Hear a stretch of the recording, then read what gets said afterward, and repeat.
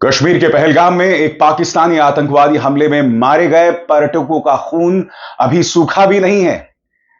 राख ठंडी होना तो बहुत दूर की बात है, अभी तो उनकी अर्थियों में अग्नि भी नहीं लगाई गई है, मगर भारतीय जनता पार्टी ने राजनीति करना शुरू कर दी।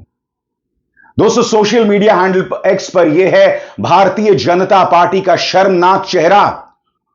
उन्होंने मारे गए एक व्यक्ति और उसकी पत्नी की यह तस्वीर पेश की है, वो भी कार्टून के अंदाज में, गिबली के अंदाज में। और क्या कहा है दोस्तों, इस पर भी गौर किया जाए। धर्म पूछा, जाति नहीं, याद रखा जाएगा, सब याद रखा जाएगा। मैं आज भारतीय जनता पार्टी से पूछना चाहता हूं, क्या आप कुछ देर के लिए नहीं रुक सकते थे? मैं नहीं भूला हूं कि आपका इतिहास है, जब पुलवामा में हमला होता है तो प्रधानमंत्री नरेंद्र मोदी उसके लिए वोट मांगते हैं, मगर यहां आपने तमाम हदें पार कर दी हैं। इस ट्वीट में कहीं ना कहीं ताना मारा जा रहा है विपक्ष को, जो जातीय जनगणना की बात करती है। क्यों? क्योंकि जिन पाकिस्तानी आतंकवादियों ने उन पर्यटकों को मौत के घाट उतारा था, मारने से पहले वो लगातार उनकी धार्मिक पहचान पूछ रहे थे, तो भारतीय जनता पार्टी को मौका दिख गया है और वो इस तरह की शर्मनाक राजनीति कर रही है। कायदे से दोस्तों, मैं इंटेलिजेंस फेलियर का मुद्दा नहीं उठाना चाहता था। मैं चाहता था कि देश एकजुट होकर दर्द के इस लम्हे में इसका करारा जवाब दे, मगर भारतीय जनता पार्टी ने अब से इस मुद्दे पर राजनीति करनी शुरू कर दी है। क्या आपसे भी ना पूछा जाए कि कितनी बार देश के गृह मंत्री ने संसद में खड़े होकर कहा कि भाई आर्टिकल 370 हट गया, अब कोई आतंकवादी हमला नहीं होगा। कई बार अमित शाह ने कहा है कि हमने आतंकवाद को दफन कर दिया है, अब वो सिर नहीं उठाएगा। नोटबंदी का यह मकसद था कि आतंकवाद खत्म हो गया है, मगर याद कीजिए कुछ सालों पहले कश्मीरी पंडितों पर फिर से निशाना साधा गया था। याद कीजिएगा किस तरह से बिहार और उत्तर प्रदेश के जो श्रमिक थे उन्हें पलायन करना पड़ा था। यह सब हुआ था अभी कुछ 2-3 साल पहले की बात है। और अब यह शर्मनाक राजनीति जिसका परिचय दिया जा रहा है। और सबसे बड़ी बात है दोस्तों, साफ तौर पर एक टूल किट दिखाई दे रहा है। आने वाले दिनों में सरकार अपनी जिम्मेदारी से बचेगी और दोष मढ़ा जाएगा विपक्ष पर, दोष मढ़ा जाएगा उमर अब्दुल्ला पर जिनके हाथ में ताकत भी नहीं है, दोष मढ़ा जाएगा उन लोगों पर जो सत्ता से सवाल करते हैं, जैसा कि पुलवामा हमले में हुआ था। और इसकी शुरुआत हो गई है दोस्तों, गोदी मीडिया ने साथ देना शुरू कर दिया। मैं आपको एक क्लिप दिखाना चाहता हूं, अंग्रेजी में, मगर आप जानते हैं यह सरकारी चाटुकार अर्नब गोस्वामी क्या कह रहा है। यहां आप देखेंगे सरकारी चाटुकार सुप्रीम कोर्ट पर दोष मढ़ रहा है। मैं मजाक नहीं कर रहा हूं दोस्तों। इस कार्यक्रम में कश्मीर में जो हालात खराब हैं उसके लिए दोष सुप्रीम कोर्ट पर मढ़ा जा रहा है। इस आदमी ने चाटुकारिता की सारी हदों को पार कर दिया है। मगर इसी कार्यक्रम में मेजर जनरल जीडी बख्शी ने अर्नब गोस्वामी और इस सरकार को आईना दिखा दिया। जीडी बख्शी कहते हैं कि जब कोरोना काल आया था तब कम से कम 3 साल तक सेना में भर्तियां नहीं की गई। जीडी बख्शी आगे कहते हैं कि सेना पर इतना दबाव है कि उन्हें कई क्षेत्रों की सुरक्षा जो है एक साथ देखनी पड़ती है, मगर उनके पास मैन पावर नहीं है क्योंकि सेना में भर्तियां ही नहीं की गई। जीडी बख्शी का, मेजर जनरल जीडी बख्शी का आक्रोश देखिए। ये वही मेजर जनरल जीडी बख्शी हैं जिन्हें भाजपा का प्रचार तंत्र सिर पर उठाकर घूमता है। सुनिए आज एक फौजी किस तरह से आईना दिखा रहा है भाजपा सरकार को। आज सवाल पूछे जाएंगे दोस्तों, आपको समझना पड़ेगा कि पाकिस्तानी आतंकवादियों ने जो यह हमला किया है, इसका मकसद है देश के सांप्रदायिक ताने बाने को बर्बाद कर देना। क्योंकि हर मौत से पहले, हर हत्या से पहले वो धार्मिक पहचान पूछ रहे थे। स्पष्ट है कि वो देश में आग लगा देना चाहते हैं, कश्मीरियों को बदनाम करना चाहते हैं। और आम कश्मीरी इस तरह से पर्यटकों के पक्ष में, चाहे पहलगाम हो चाहे डोडा हो, वो इस तरह से उनके पक्ष में कैंडल मार्च निकाल रहा है। इस तस्वीर को देखिए, इस वीडियो को देखिए। एक बुजुर्ग कश्मीरी है, इसकी आंखों में आंसू है। वो पूरी तरह से टूट चुका है जिस तरह से 28 बेकसूर पर्यटकों को पाकिस्तानी आतंकवादियों ने मौत के घाट उतार दिया। उसकी आंखें नम हैं। वो जानता है कि पाकिस्तानी आतंकवादियों ने न सिर्फ उन 28 भारतीय पर्यटकों को मारा है, बल्कि आने वाले कई दिनों तक, कई सालों तक कश्मीर के हालात को बद से बर्बाद कर दिया है। अब एक बार फिर कश्मीर में हालात सामान्य होने में काफी वक्त लग जाने वाला है दोस्तों। आप जानते हैं अब इस आतंकवादी हमले के डर से कई भारतीय कश्मीर नहीं जाने वाले हैं। आपको अंदाजा है आम कश्मीरी की कमर तोड़ दी गई है, मगर भारतीय जनता पार्टी अपनी जिम्मेदारी से बचने के लिए यह शर्मनाक खेल खेल रही है। मैं फिर कह दूं दोस्तों, ये मुद्दे मैं नहीं उठाना चाहता था, मगर भाजपा ने यह सब शुरू कर दिया है। मैं आपको बतलाता हूं दोस्तों आज क्या जरूरी हो जाता है। मेरे एक एक शब्द पर गौर कीजिएगा। इस वक्त सरकार और सुरक्षा तंत्र की नाकामी पर सवाल उठाना जरूरी है। जिन मासूम टूरिस्ट ने सब कुछ ठीक है वाले बयानों पर भरोसा करके वहां का रुख किया, उन्हें इस सिस्टम ने पूरी तरह धोखा दे दिया। जम्मू कश्मीर की union territory administration, police, army, CRPF, intelligence एजेंसियां सब जिम्मेदार हैं। सबसे बड़ी बात दोस्तों, आपके स्क्रीन पर राष्ट्रीय सुरक्षा सलाहकार अजीत डोभाल, इस व्यक्ति से कभी भी सवाल क्यों नहीं किया जाता। एक के बाद एक नाकामियां सामने उभर कर आ रही हैं, मगर इस व्यक्ति से कभी कोई सवाल नहीं पूछा जाता। क्यों इन्हें कटघरे में नहीं खड़ा किया जाता। देश के गृह मंत्री ने बड़ी बड़ी बातें की थी, इन्हें कटघरे में क्यों खड़ा नहीं किया जाता। भाजपा के कार्यकाल में इस्तीफे क्यों नहीं मांगे जाते। याद कीजिएगा दोस्तों, देश के गृह मंत्री ने एक चुनावी सभा में कहा था कि हमने आतंकवाद को हमेशा के लिए दफन कर दिया है और यह सिर नहीं उठाएंगे। याद कीजिएगा एक चुनावी रैली में क्या कहा था अमित शाह ने, कि हमने न केवल आतंकवाद पर कंट्रोल पाया है, इसको रोकने में सफलता प्राप्त की है, हमने आतंकवाद की इकोसिस्टम को भी घाटी में से पूर्णतया समाप्त करने का काम नरेंद्र मोदी सरकार ने किया। क्या इन दावों पर इन्हें कटघरे में ना रखा जाए? और अगर इन दावों पर हम अमित शाह को कटघरे में रखेंगे तो क्या हम ही देशद्रोही कहलाएंगे? सबसे बड़ी बात, देश के गृह मंत्री अमित शाह ने जीरो टॉलरेंस की बात की। और आगे बढ़ने से पहले एक जरूरी संदेश, मेरे कार्यक्रमों के लिए आप नोटिफिकेशन का इंतजार मत कीजिए। मेरे चैनल में जाइए और खुद जाकर कार्यक्रम देखिए और रहिए अपडेटेड। और हां, ज्वाइन कीजिए मेरा चैनल, देखिए यह जरूरी संदेश। स्वतंत्र और आजाद पत्रकारिता का समर्थन कीजिए, सच में मेरा साथी बनिए। बहुत आसान है दोस्तों, इस ज्वाइन बटन को दबाइए और आपके सामने आएंगे ये 3 विकल्प, इनमें से एक चुनिए और सच के इस सफर में मेरा साथी बनिए। प्रधानमंत्री नरेंद्र मोदी सऊदी अरब थे, उन्होंने अपनी यात्रा को रोक दिया है, वापस आ रहे हैं। उम्मीद की जाएगी दोस्तों कि पाकिस्तान को मुंह तोड़ जवाब दिया जाएगा और मैं अपने प्रधानमंत्री के साथ हूं। मगर प्रधानमंत्री, मैं उम्मीद करता हूं कि जिस तरह से 2019 के लोकसभा चुनावों में आपने पुलवामा पर वोट मांगा था ना, एक बार फिर इस मुद्दे पर राजनीति नहीं होगी। मैं नहीं भूला हूं कि आपने पुलवामा पर क्या कहा था, याद कीजिएगा। मैं मेरे फर्स्ट टाइम वोटर से कहना चाहता हूं कि आपका पहला वोट पुलवामा में जो वीर शहीद हुए, उन वीर शहीदों के नाम आपका वोट समर्पित हो सकता है क्या? दोस्तों, पत्रकार विजेता सिंह ने यह जानकारी दी है और यह बहुत ही अहम जानकारी है। यहां पत्रकार विजेता सिंह कह रही हैं कि अभी कुछ ही दिनों पहले देश के गृह मंत्री अमित शाह के नेतृत्व में कश्मीर की सुरक्षा का जायजा लिया गया था। तो सबसे बड़ी बात, ऐसा कैसे हो सकता है कि एक जगह पर करीब 2000 पर्यटक थे, फिर भी इतनी बड़ी सुरक्षा में चूक? मैं आपको एक छोटा सा क्लिप दिखाना चाहता हूं दोस्तों, आज तक न्यूज चैनल का है। पत्रकार अशरफ वाणी बता रहे हैं कि 2000 लोग वहां थे और फिर भी इतनी बड़ी आतंकवादी वारदात, सुरक्षा में इतनी बड़ी चूक कैसे? यह सवाल उठा रहे थे अशरफ वाणी। मगर आप देखिएगा, जैसे ही अशरफ इस बात पर जोर दे रहे थे, अचानक चैनल एक दूसरे ब्रेकिंग न्यूज में चले जाता है कि 2 विदेशी पर्यटक मारे गए। दोस्तों, मैंने भी न्यूज चैनल्स में काम किया है, ब्रेकिंग न्यूज की मजबूरियों को मैं समझ सकता हूं। खबरें लगातार आती रहती हैं और चैनल को अपडेट करते रहना पड़ता है, इसीलिए शायद चैनल ने हटा दिया होगा। मगर कई लोग यह कह रहे हैं कि अशरफ वानी जब सुरक्षा फेलियर की बात कर रहे थे तो उनकी आवाज को दबा दिया गया।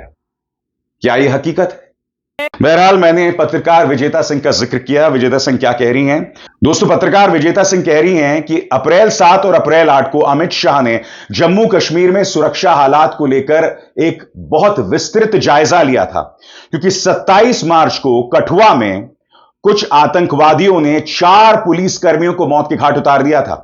उसके बाद 2 आतंकवादियों को मौत के घाट उतार दिया गया, यानी कि कठुआ में एक बड़े आतंकवादी हमले का संकेत मिल गया था। और सबसे बड़ी बात, देश के गृह मंत्री उसका सुरक्षा जायजा भी ले चुके थे, बावजूद इसके पहलगाम में आतंकवादी हमला होता है। सबसे बड़ी बात, पाकिस्तान के सेना प्रमुख असद मुनीर ने पाकिस्तान के अंदर खड़े होकर कश्मीर पर एक निहायत ही भड़काऊ बयान दिया था कि कश्मीर के अंदर जो आजादी की मुहिम चल रही है, हम उनका पूरा साथ देंगे। अभी कुछ ही हफ्तों पहले की बात है, कुछ ही दिनों पहले की बात है, हफ्ते भी नहीं, दिन पहले की बात है। सुनिए असद मुनीर ने पिछले हफ्ते क्या कहा था। और ये तहकीक करने की जरूरत नहीं है, बस इसको आगे चलाओ। Our stance, government stance on Kashmir is absolutely clear. It was our jugular vein. It is our jugular vein. We will not forget it, and we will not leave our Kashmiri brethren in their heroic struggle, what they are waging against the Indian occupation. And we have fought free war for Kashmir to the Muslims of तो जाहिर सी बात है, यहां पाकिस्तान जो है एक चेतावनी दे रहा था। सबसे बड़ी बात, जब खुद देश के गृह मंत्री हालात का जायजा ले चुके थे, तो फिर इतना बड़ा आतंकवादी हमला कैसे होता है? पहलगाम में अगर इतनी बड़ी तादाद में पर्यटक मौजूद थे, तो सुरक्षा बल कहां थे? यह सवाल तो किया जाएगा ना। इसलिए मैं आपसे बार बार कह रहा हूं दोस्तों, सरकार से सवाल कीजिए। मारे गए हमारे ही भारतीय हैं। ऐसा ना हो कि आने वाले दिनों में हम देश के अलग अलग हिस्सों में बेकसूर कश्मीरियों को मारने पीटने शुरू कर दें, जैसा कि पुलवामा के दौरान हुआ था। मैंने आपको इस बुजुर्ग की तस्वीर दिखाई जिसकी आंखें नम थी। अब मैं आपको जम्मू कश्मीर के एक मस्जिद से एक संदेश सुनाना चाहता हूं, जिन्होंने इस आतंकवादी हमले की मजम्मत की, आलोचना की। सुनिए क्या कहा जा रहा है। अस्सलामु अलैकुम वरहमतुल्लाहि वबरकातुहू।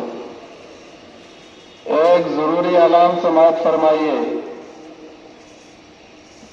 अभी अभी हम सबको एक खबर मौसूल हुई है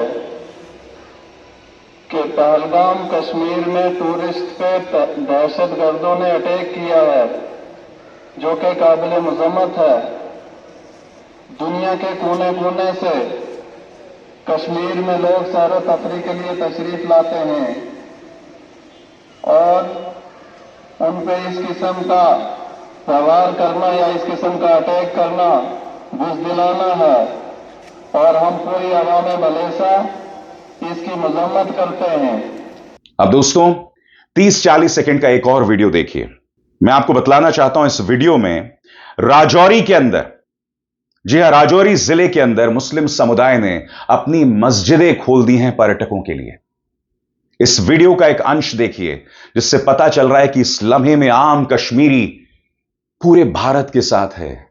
आज सुबह ही मैंने आपको बतलाया था किस तरह से आम कश्मीरी इस हमले से हिल गया है और वो कैंडल मार्च कर रहा है आतंकवादियों के खिलाफ। मगर राजौरी में किस तरह से मस्जिदें खोल दी गई हैं आम पर्यटक के लिए, देखिए मंजर। इस सब के बीच मुल्क के अलग अलग हिस्सों से आए सयाह यानी कि टूरिस्ट हैं, जिन्हें की कुछ मुश्किलात भी उठानी पड़ी, लेकिन इस सब के बीच राजौरी के लोगों ने एक ऐसी मिसाल कायम की है जिसका कोई तोड़ नहीं है। मैं इस वक्त राजौरी शहर की जो जामिया मस्जिद है यहाँ खड़ा हूँ, और मेरे साथ जो इस वक्त टूरिस्ट लोग हैं ये केरला के रहने वाले हैं, और ये लोग मुगल रोड के रास्ते कश्मीर जा रहे थे, लेकिन देरी होने की वजह से इन्हें रात के वक्त मुगल रोड पर जाने की इजाज़त ना दी गई, जिसके बाद मस्जिद कमेटी ने अपनी मस्जिद के दरवाजे खोल दिए और अब ये सभी लोग यहाँ राजौरी में रुके हुए हैं। मैं फिर कह दूं दोस्तों, प्रधानमंत्री नरेंद्र मोदी लौट रहे हैं और पाकिस्तान को मुंह तोड़ जवाब दिया जाना चाहिए। ऐसा जवाब कि आतंक का नाग एक बार फिर अपना सिर ना उठा सके। मगर हमें पाकिस्तानी साजिश को कामयाब नहीं होने देना है। उनके जरिए देश की माइनॉरिटीज पर हमला नहीं होना चाहिए, कश्मीरियों को बदनाम नहीं किया जाना चाहिए। सबसे बड़ी बात, विपक्ष आज सरकार के साथ है। राहुल गांधी का यह संदेश आपके स्क्रीन पर। उन्होंने कहा कि मैंने गृह मंत्री अमित शाह से बात की, जम्मू कश्मीर के मुख्यमंत्री उमर अब्दुल्ला से बात की और कांग्रेस के जो अध्यक्ष हैं तारिक कर्रा से बात की। पहलगाम में हुए आतंकवादी हमले को लेकर मुझे इस मामले का अपडेट मिल चुका है। जो तमाम परिवार वाले हैं, मारे गए लोगों के परिवार वाले हैं, उन्हें न्याय मिलना चाहिए और हमारा पूरा सहयोग मिलना चाहिए। ये राहुल गांधी के शब्द हैं, मगर मुझे आपको बतलाने की जरूरत नहीं कि भाजपा का प्रचार तंत्र क्या कर रहा है। इस लम्हे में पूरा देश एक साथ है और भारतीय जनता पार्टी को यह प्रमाण देना पड़ेगा कि वो देश के साथ है और इस तरह की नफरत नहीं फैलाने वाला है। क्योंकि हम नहीं भूलें, संसद के अंदर प्रधानमंत्री ने बड़े बड़े दावे किए थे। याद है कि नहीं आपको? सुनिए प्रधानमंत्री ने पहले के हालात और अब के हालात में क्या कहा था। प्रधानमंत्री जब पहले हमला होता था ना, तो सरकार से सवाल किए जाते थे, इस्तीफे मांगे जाते थे। आज मीडिया पूरी तरह से आपका पिछलग्गू बन गया है, आपका प्रचार करता है, आपसे कोई इस्तीफा नहीं मांगता है। आप पहले के हालात की बात कर रहे थे। सुनिए प्रधानमंत्री क्या कह रहे थे। मैं जरा आज सदन को याद दिलाना चाहता हूं, पाकिस्तान सीमा पर हमले करता था और उसके बाद पाकिस्तान हाथ ऊपर करके मुकर जाता था, भाग जाता था, बोले हमारी तो कोई जिम्मेवारी नहीं है, कोई जिम्मा लेने को तैयार नहीं होता था। और इनका पाकिस्तान से ऐसा प्रेम था कि वो तुरंत पाकिस्तान की बातों पर विश्वास कर लेते थे। पाकिस्तान कहता था कि आतंकी हमले होते रहेंगे और बातचीत भी होती रहेगी। इन्हें यहां तक कहते हुए पाकिस्तान कह रहा है तो सही कहता होगा, ये इनकी सोच नहीं है। कश्मीर आतंकवाद की आग में दिन रात सुलग रहा था, जलता था, लेकिन कांग्रेस सरकार का काम कश्मीर के आम नागरिकों पर विश्वास नहीं था। वे विश्वास करते थे हुर्रियत पर, वे विश्वास उन लोगों पर करते थे जो पाकिस्तान का झंडा लेकर के चलते थे। भारत ने आतंकवाद पर सर्जिकल स्ट्राइक किया, भारत ने एयर स्ट्राइक किया। इनको भारत की सेना पर भरोसा नहीं था, उनको दुश्मन के दावों पर भरोसा था। और सबसे बड़ी बात दोस्तों, हम ये नहीं भूल सकते, अमेरिका के उपराष्ट्रपति जे.डी. वैंस इस वक्त भारत में है। यहां पर आप उन्हें देख सकते हैं, अक्षरधाम में वो अपनी पत्नी और अपने बच्चों के साथ मौजूद हैं। स्वाभाविक सी बात है कि आतंकवादी एक संदेश देना चाहते थे, पाकिस्तानी आतंकवादी एक संदेश देना चाहते थे। जब जे.डी. वैंस यहां मौजूद हैं, जब भारत में हालात तनावपूर्ण बने हुए हैं वक्फ बिल के तनाव के चलते, मुर्शिदाबाद में क्या हालात हुए सब जानते हैं। कहने का अर्थ साफ है, इस आतंकवादी हमले का सिर्फ एक मकसद है कि भारत की शांति को बर्बाद कर दिया जाए, भारत के सांप्रदायिक ताने बाने को, रहे सहे सांप्रदायिक ताने बाने को बर्बाद कर दिया जाए। मैं फिर स्पष्ट कर दूं, मैं अपनी सरकार के साथ हूं, मैं प्रधानमंत्री नरेंद्र मोदी अमित शाह के साथ हूं, मगर मैं उस भारतीय जनता पार्टी के साथ नहीं हूं जो इस मौके पर भी राजनीतिक रोटियां सेकने का काम करेगी। नहीं, जिसकी शुरुआत हो चुकी है। क्योंकि हमें नहीं भूलना चाहिए दोस्तों, 6 महीने के अंदर बिहार में चुनाव है। 6 महीने के अंदर बिहार में चुनाव है दोस्तों।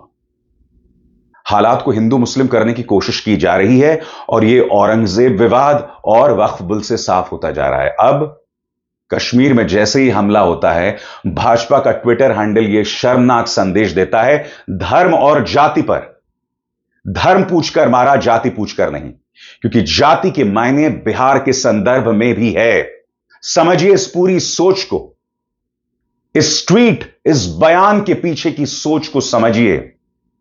मैं उम्मीद करता हूं कि प्रधानमंत्री इसकी आलोचना करेंगे, आत्ममंथन करेंगे। यह जहर नहीं उगला जा सकता है।